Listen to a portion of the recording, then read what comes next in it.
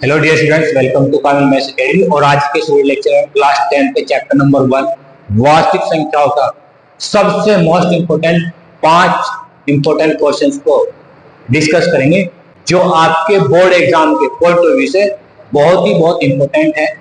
पहले प्रश्न में पूछा सबसे छोटी अभाज्य संख्या और सबसे छोटी भाज्य संख्या का क्या निकालना हमें मैथ से। तो हमें पता होना चाहिए सबसे छोटी अभाज्य संख्या कौन सी होती है, सबसे छोटी भाज्य संख्या कौन सी होती है। सॉल्यूशन 1 करते पहले का, तो सबसे छोटी अभाज्य संख्या होती है 2 और सबसे छोटी भाज्य संख्या ये होती है 4। अब हमें क्या निकालना है इनका मैथ, इसका 2 का और 4 का। तो जैसे हम इसे गुणनखंड करेंगे 2 गुना 1 हो जाएगा, 4 के गुणनखंड करेंगे तो 2 गुना 2 हो जाएगा। क्या कॉमन आया? 2। जो कॉमन होते हैं हमारा मैथ होता है, तो मैथ से कितना आ गया? 2 आ गया। यानी सबसे छोटी अभाज्य संख्या और सबसे छोटी भाज्य संख्या का मैथ से कितना होता है? 2 होता है। इतनी बात समझ में आई? बताओ।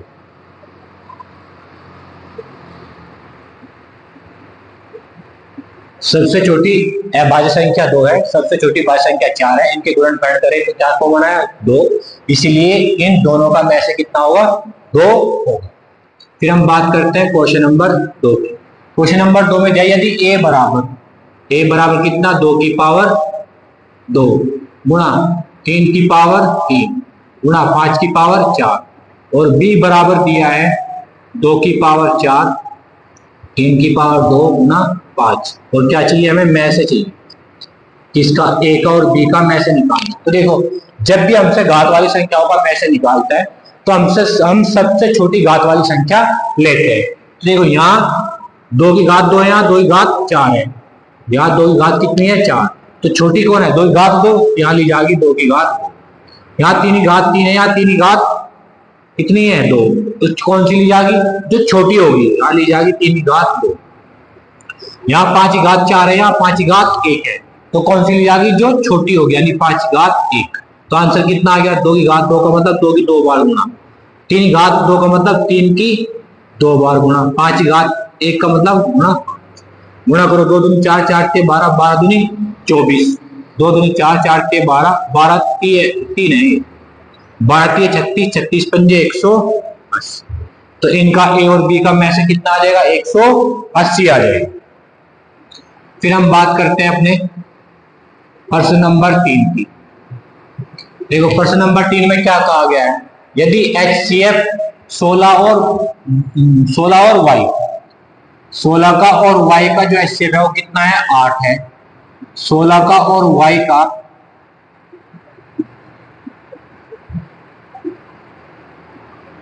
में से 8 है और ले से कितना है? ले से 48।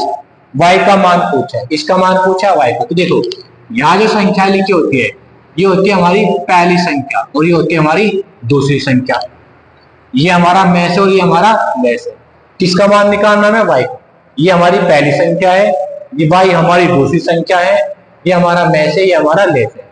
तो अगर हमें दूसरी संख्या निकालनी हो तो दूसरी संख्या का सूत्र होता है बच्चों, दूसरी संख्या बराबर होता है में से गुणा ले से और बटे में होता है पहली संख्या।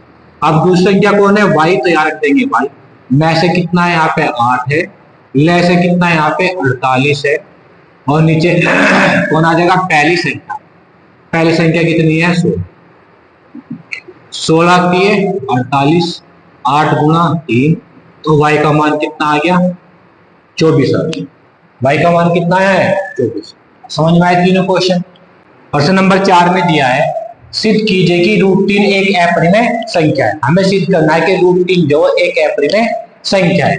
तो जब भी हम किसी अपरिमेय संख्या को अपरिमेय संख्या सिद्ध करते हैं तो दी गई अपरिमेय संख्या को हम परिमेय संख्या मान लेते हैं। अगर हम इसको अपरिमेय संख्या को परिमेय संख्या नहीं मानेंगे तो हम सिद्ध नहीं कर पाएंगे। तो इसलिए जो भी हमें अपरिमेय संख्या दी गई है इसको हम क्या मानेंगे? परिमेय संख्या मानेंगे, तब हम इसको सिद्ध करेंगे। तो देखो, यहाँ लिखेंगे माना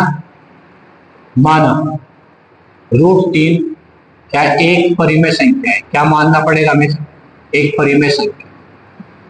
अब देखो अगर √3 एक परिमेय संख्या है तो हम इसके इसे किसके रूप में लिख सकते हैं, p बटे q के रूप में लिख सकते हैं, क्योंकि परिमेय संख्या किसके रूप में होती है, p बटे q के रूप में होती है। तो यहाँ आ जाएगा √3 बराबर p बटे q, यहाँ लिख देंगे तब √3 बराबर p बटे q, और यहाँ पे लिखेंगे जहां जहां p और q जो है क्या है,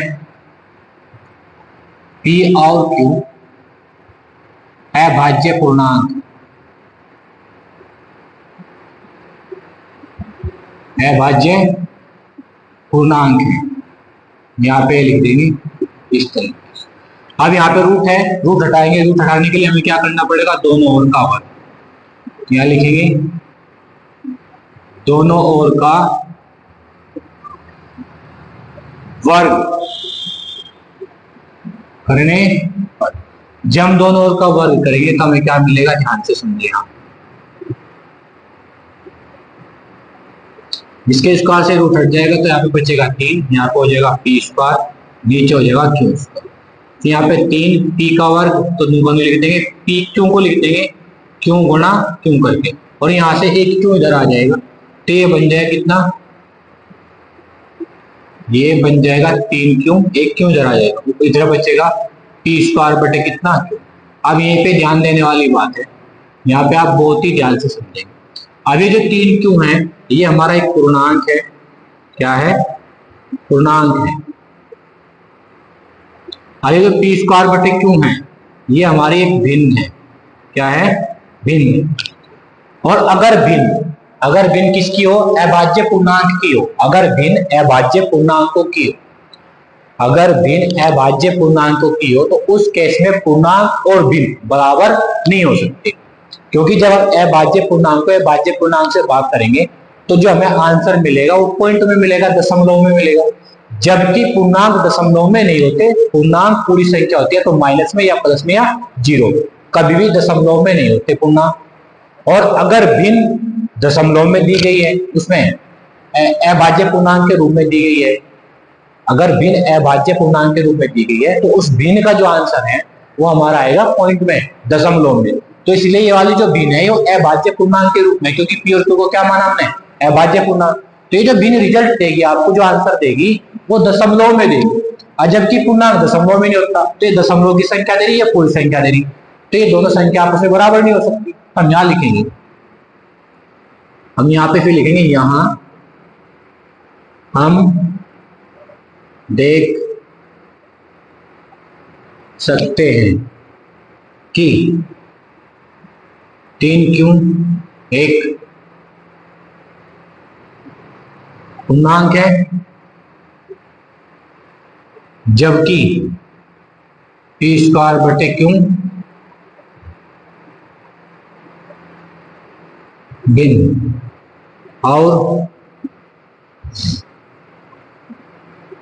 और हम जानते हैं कि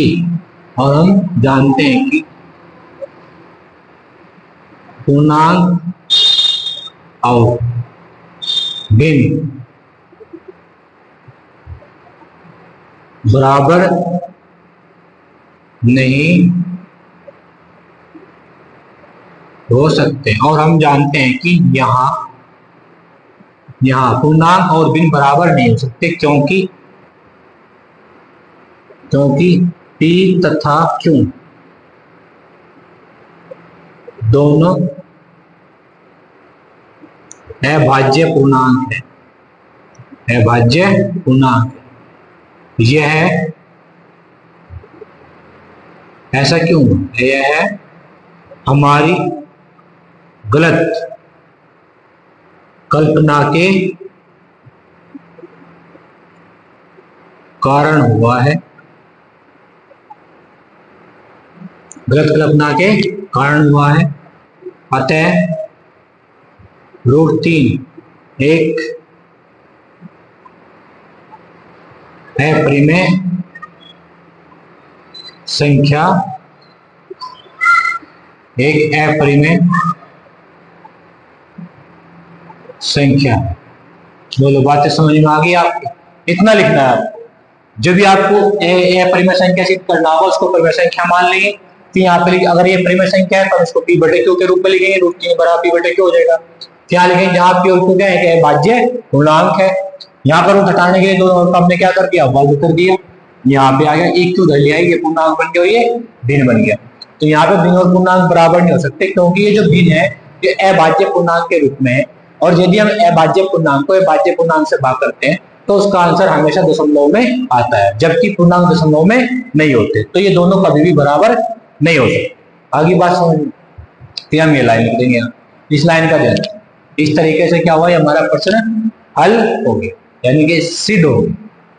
अब हम हल करते हैं प्रश्न नंबर 5। प्रश्न नंबर 5 में क्या दिया गया है?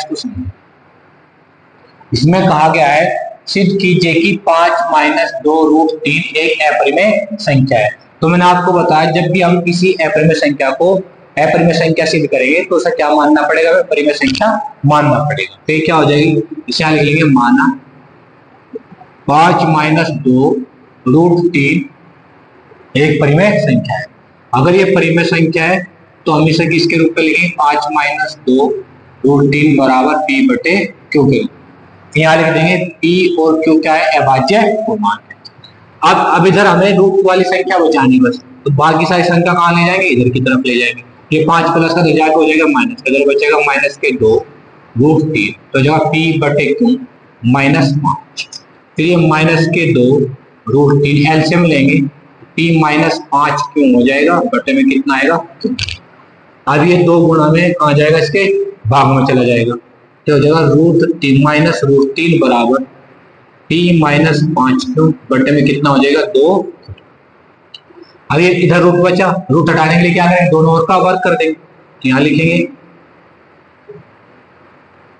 दोनों ओर का वर्ग करने पर, जैसे आप दोनों ओर का वर्ग करोगे तो कितना हो जाएगा? -√3 का वर्ग और p -5 क्यों बटे कितना? 2 क्यों का माइनस का वर्ग क्या होता है? प्लस, तो हो जाएगा 3, ये हो जाएगा 3, ये हो जाएगा, इसको लिखेंगे हम p -5 क्यों का वर्ग। 2 का वर्ग कितना होता है? 4, और क्यों का वर्ग क्या होगा? क्यों स्क्वायर होगा, लेकिन क्यों स्क्वायर ना लिख के हम क्या लिखेंगे? इसको क्यों गुणा क्यों लिखेंगे, क्योंकि हमें एक क्यों यहाँ लेना। ये गुणा में कहा जाएगा, ये भाग में कहा जाएगा? गुणा में। तो ये बन जाएगा कितना? फिर 3 क्यू बन जाएगा, और इधर बचेगा p -5 क्यों और बटे में हो जाएगा 4। आगे बात समझ में? अब वही पहले वाला केस बन गया नहीं? ये क्या बन गया? हमारा पूर्णांक, और ये क्या बन गई हमारी? ये बन गई भिन्न। फिर वही वाली बात लिख देंगे, यहाँ पे भिन्न और पूर्णांक बराबर नहीं हो सकते। क्यों नहीं हो सकते? क्योंकि ये जो भिन्न है, ये जो भिन्न है ये अभाज्य पूर्णांक के रूप में है, और अगर हम अभाज्य पूर्णांक को अभाज्य पूर्णांक से भाग करते हैं तो आंसर हमेशा किसमें आएगा? दशमलव में आएगा। अभाज्य पूर्णांक को अभाज्य पूर्णांक से अगर हम भाग करेंगे, अगर वे सेम नहीं है, अलग अलग है, अगर वे अभाज्य पूर्णांक अलग है, जैसे 3 है, 3 को 2 से भाग करेंगे, 5 है, 5 को 4 से भाग, 5 को 3 से भाग कर दें, या 7 है, 7 को 2 से भाग कर दें, तो ये जो आंसर आएगा दशमलव में आएगा। अगर वे दोनों क्या है? अलग अलग है, दोनों अभाज्य पूर्णांक क्या होने चाहिए? अलग अलग होने चाहिए।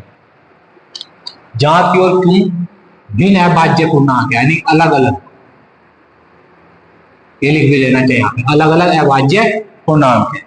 तो फिर हम यहाँ लिख देंगे, यहाँ हम देख सकते हैं कि 3 क्यों एक पूर्णांक है, जबकि अब इसकी जगह क्या लिख देंगे? बस ये लिख देंगे 5 p -5 क्यू बटे में कितना? 4। क्या ये भिन्न है? बस सारी लाइन जो कि 2 है, फिर यहाँ पे आगे एक लाइन ये लिख देंगे हटा के, यहाँ पे 5 - 2√3 ये लिख देंगे। आगे बातें समझ लो। यहाँ लिखा हमने क्या?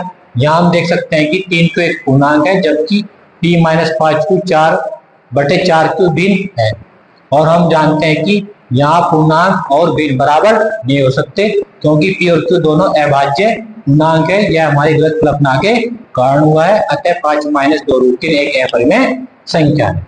आगे बात समझ में, दोनों क्या ये अभाज्य पूर्णांक, दोनों पी और क्यू दोनों अलग